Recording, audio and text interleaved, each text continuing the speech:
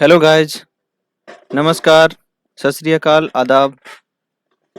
Poultry भाई Ramakrishna channel में आपका स्वागत है। अगर आपने चैनल को अभी तक सब्सक्राइब नहीं किया है तो कृपया जल्द कर लें और बेल आइकन को तो अवश्य दबा लें ताकि जरूरी वीडियो आप तक समय से पहुंचती रहे। चलिए, तो आज का हमारा टॉपिक है इंडियन इंडिपेंडेंस एक्ट 1947। जी हाँ, हमारी आज़ादी में यह एक्ट बहुत ही मददगार साबित हुआ। तो इसके बारे में है मेंशन कि this act ended the British rule in India.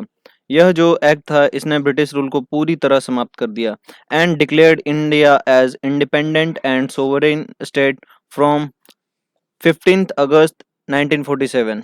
ठीक है, तो अगर कोई आपसे पूछता है कि इंडिया कब से पूरी तरह इंडिपेंडेंट और सोवरेन स्टेट बन गया तो 15 अगस्त 1947।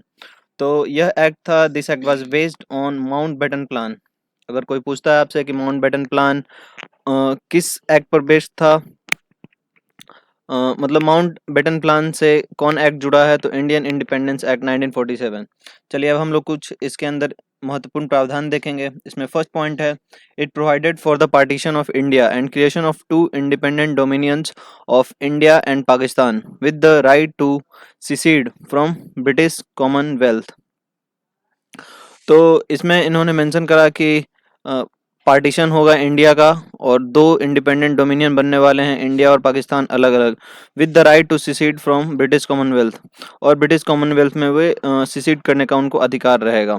चलिए, नेक्स्ट पॉइंट है, it empowered the constituent assembly of two dominions to frame and adopt any constitution for their respective nations and to repeal any act of British Parliament, including the Independence Act itself. तो इसने क्या किया कि it empowered the constituent assembly of two dominions, जो दो dominion नए बनने वाले थे उसको एम्पावर करने की बात की गई है कॉन्स्टिट्यूएंट असेंबली में। और क्या करना है कि to frame and adopt any constitution. अब उनको बोल दिया गया कि आप अपने जो रिस्पेक्टिव नेशन है इंडिया और पाकिस्तान अपना अपना कॉन्स्टिट्यूशन अपना बना लीजिए। And to repeal any act of the British parliament, और ब्रिटिश पार्लियामेंट के किसी भी एक्ट को रिपील आप कर सकते हैं, इंक्लूडिंग इंडिपेंडेंस एक्ट इटसेल्फ। अब इंडिपेंडेंस एक्ट को भी रिपील उस समय किया जा सकता था। नेक्स्ट पॉइंट है, it empowered the constituent assemblies of both the dominions to legislate for their respective territories till the new constitution was drafted। तो इसमें कहा गया कि कॉन्स्टिट्यूएंट असेंबली जो है उनको ताकत दिया गया ताकि वो दोनों डोमिनियंस को तब तक लेजिस्लेचर कर सकें और जब तक कि नया कॉन्स्टिट्यूशन बन ना जाए। चलिए, तो नेक्स्ट पॉइंट है, it granted freedom to the Indian princely states either to join the dominion of India और डोमिनियन ऑफ पाकिस्तान और टू रिमेन इंडिपेंडेंट। और इन्होंने सारे जो प्रिंसली स्टेट्स थे उनको स्वतंत्र अधिकार दिया कि आप या तो इंडिया ज्वाइन हो जाओ या फिर पाकिस्तान आप ज्वाइन हो सकते हो, आप एकदम स्वतंत्र हो, या फिर चाहो तो पूरी तरह स्वतंत्र भी रह सकते हो।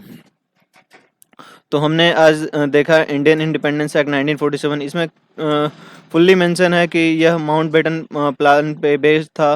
15 अगस्त 1947 के बाद से वह इंडिया जो है इंडिपेंडेंट सोवरेन हालांकि हो गया, लेकिन इन्होंने क्या किया कि बंटवारा हो गया उस समय कि इंडिया और पाकिस्तान दोनों का अलग अलग, और दोनों के लेजिस्लेचर के लिए कुछ प्रावधान इसमें किए गए।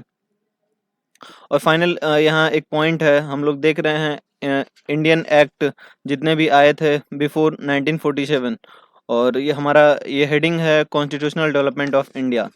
तो उसके अंदर अब आगे हम पढ़ रहे हैं कि दस at the stroke of midnight of 14 to 15 August 1947, मतलब कि 14-15 की जो बीच की रात थी, रात की बेला थी, उस समय 1947, 15 अगस्त 1947, तो मतलब कि 14 और 15 इसके बीच की जो रात थी उस समय ब्रिटिश रूल पूरी तरह खत्म हो गया। British rule came to an end and power was transferred to the two newly independent dominions of India and Pakistan.